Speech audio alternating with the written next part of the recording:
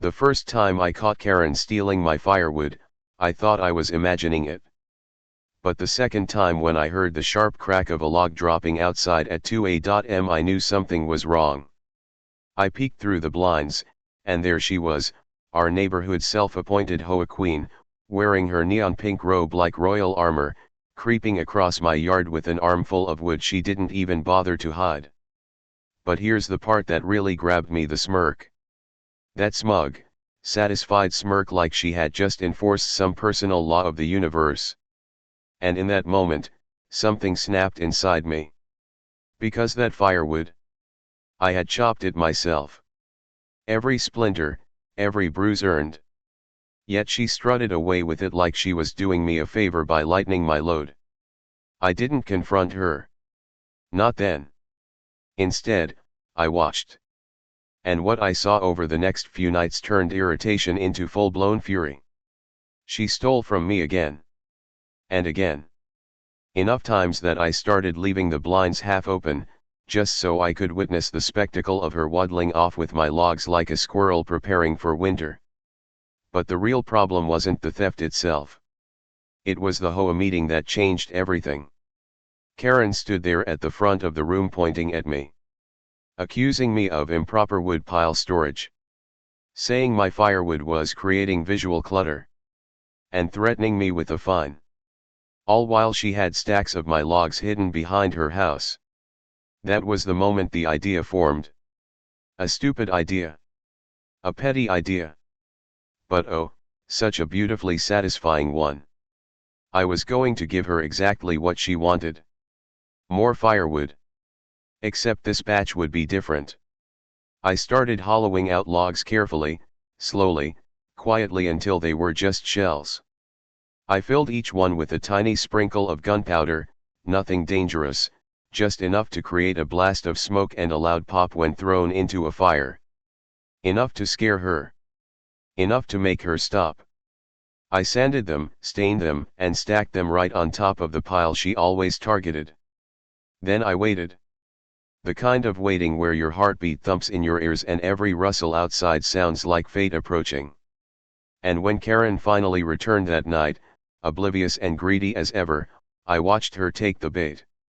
I had no idea just how wild things were about to get. Karen didn't just steal the hollow logs, she took them with the confidence of someone who believed the universe itself owed her free firewood. I remember watching from the upstairs window, my heart pounding like a drum as she hauled away the rigged logs one by one. She didn't even bother sneaking this time. She strutted across my lawn as if she were collecting a prize she'd fairly won. The moonlight caught her robe again, making her look like some kind of villainous suburban sorceress. And all I could think was, this is it. The moment I've been waiting for. But the real show wouldn't happen in my yard. No, it would happen behind her house, where she kept a little patio fire pit, a rusted metal bowl she bragged about every summer. I knew she liked her evening relaxation time, a fancy term for sipping cheap wine near a tiny fire and judging anyone walking past. So I waited. And sure enough, as the night deepened, her backyard lights flickered on. I slipped quietly outside and moved along the fence line, careful not to crunch any leaves. Her yard smelled like lavender air freshener and burnt marshmallows. She was humming loudly off-key, as always, while arranging the logs in her fire pit. And right in the center of the pile, she placed one of mine. My hollowed-out masterpiece. She lit the fire. For a few minutes, nothing happened. Just the crackle of flame and the sound of her sipping wine. I almost thought the plan had failed. But then there was a faint hiss, subtle enough that I might have ignored it if I hadn't been waiting for it. Pop! A burst of white smoke exploded upward like a tiny volcano. Karen shrieked violently, dramatically, as if the earth itself had risen to attack her. Her wine glass flew into the bushes. She stumbled backward, tripping over her chair and landing in a heap of confusion and outrage. But the show wasn't over. Pop! Pop! Pop! The moment I heard the scream, I knew two things instantly. 1. Karen had touched the box. 2. The bees had reached her first. But before we get to that chaotic moment, you need to understand how we got here, because trust me, I didn't wake up one morning thinking, today I'll weaponize a hive against my HOA neighbor. No, this all began because someone decided my front porch was her personal shopping mall. It started with a missing tool set I ordered online. Then a set of new boots disappeared. After that, a drone. At first, I blamed porch pirates. But porch pirates don't walk straight up to your door in broad daylight wearing a floral HOA committee cardigan and sunglasses big enough to cover half her face. The security footage didn't lie. Karen was stealing my packages like she was collecting donations. When I confronted her the first time, she crossed her arms and said, "Actually, the HOA allows me to remove suspicious items to prevent clutter." Suspicious items. My boots were suspicious? She smirked and walked off like she'd done me a favor. The second time, she doubled down. "If you don't want me taking things, keep your porch tidy," she snapped, pointing at the doormat like it offended her existence. By the third theft, something inside me shifted. It wasn't anger. It wasn't frustration. It was strategy. A slow, steady realization that if Karen wanted to keep sticking her nose where it didn't belong, maybe I should give her a reason to rethink that habit. And fate delivered the perfect idea. A local beekeeper had just moved out of town and gifted me a small hive he couldn't take with him. Docile bees, harmless when left alone, but very protective when disturbed. I wasn't going to hurt anyone, but let's just say I saw an opportunity for a natural consequence Karen would never forget. So, I set up my plan. I placed a decoy package on my porch, brightly wrapped, labeled urgent, practically begging to be stolen. Inside wasn't anything dangerous. Just a small wooden box filled with a scent bees were highly curious about. And beneath the porch rail, tucked in a safe enclosure, was the hive positioned so that the moment someone shook the decoy box, the bees would be alerted and swarm toward the package, not a person. At least, that was the theory. So when I heard the scream that morning, a scream sharp enough to cut through the quiet suburban air, I knew exactly what had happened. Karen had taken the bait. And the bees had taken action. When I stepped onto my porch, coffee still in hand, the scene unfolding across the street looked like something straight out of a comedy horror movie. Karen was sprinting in wild circles on her immaculate front lawn, flailing her arms as a cloud of bees zipped around her like tiny, buzzing satellites. She wasn't being stung, they were too gentle for that, but she didn't know that. And the panic on her face suggested she thought she was moments from becoming a human pincushion. Her perfect blonde bob was shaking like a terrified Pomeranian. She was shrieking, "Get them off me! This is an HOA violation! Help!" as if the bees cared about neighborhood regulations.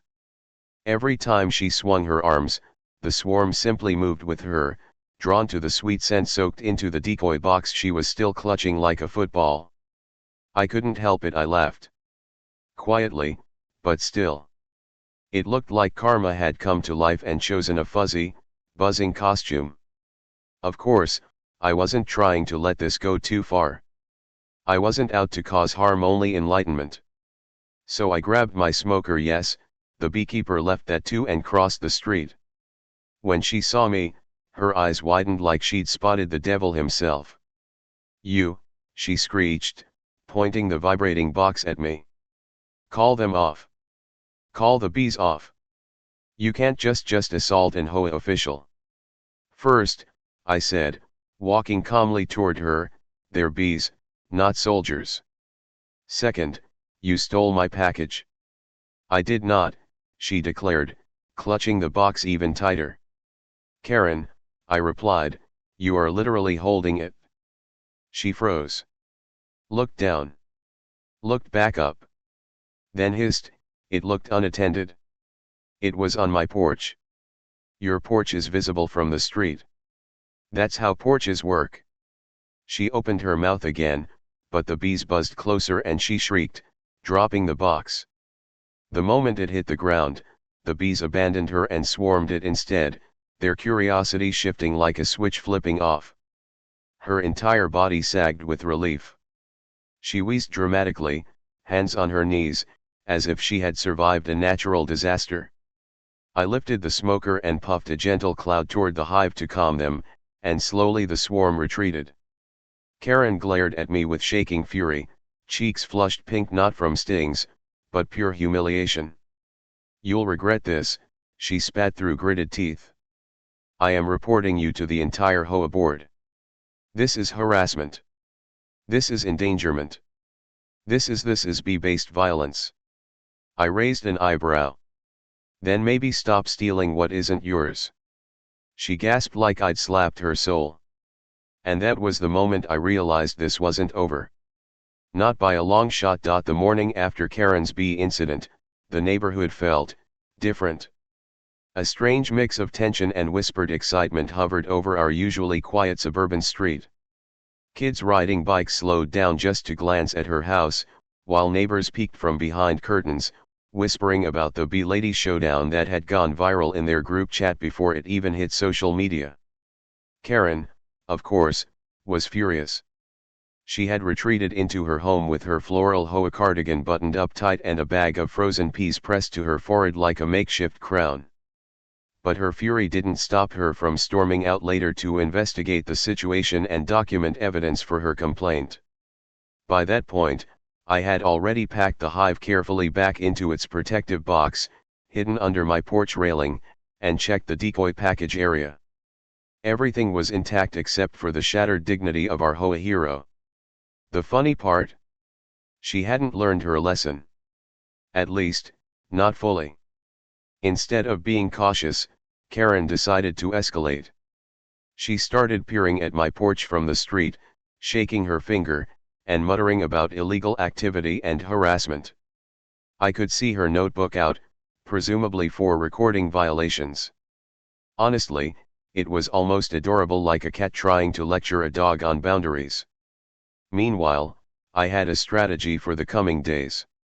I didn't need to repeat the bee trick, not unless absolutely necessary, but I did want to make a point: my packages, my property, my rules.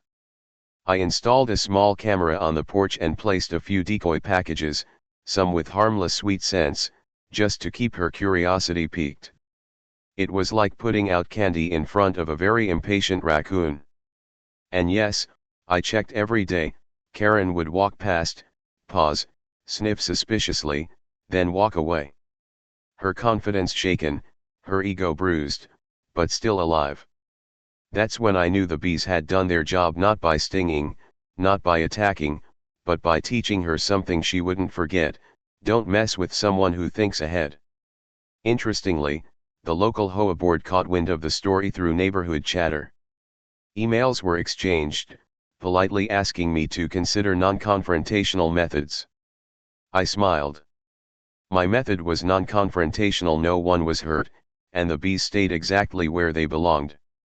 The problem was Karen had overestimated her authority and underestimated consequences. That's a lesson the HOA couldn't ignore.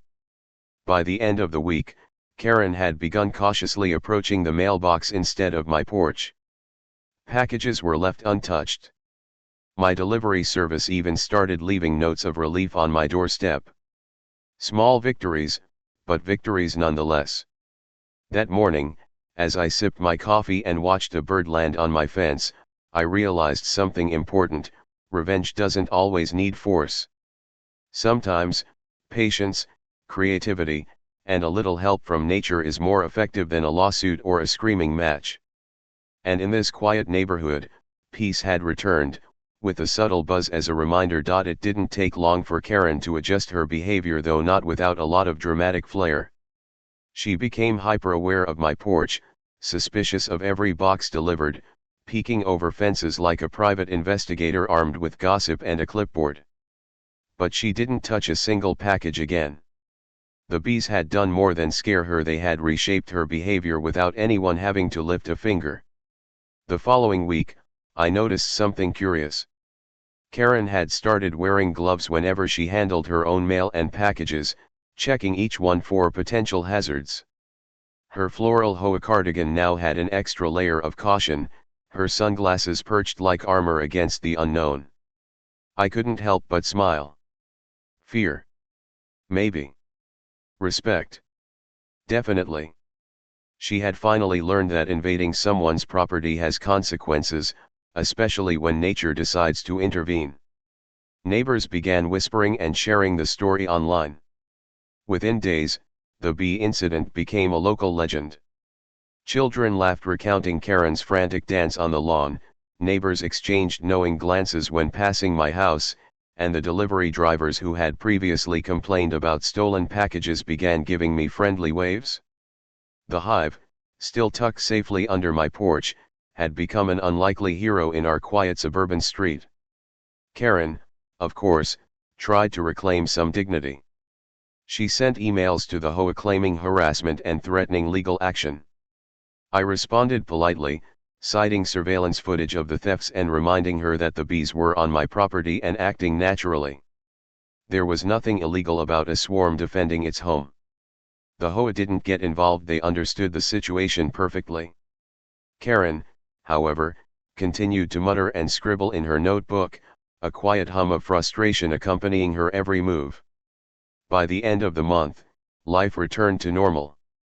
Packages were delivered safely, the bees stayed where they belonged, and Karen maintained a cautious distance from my porch.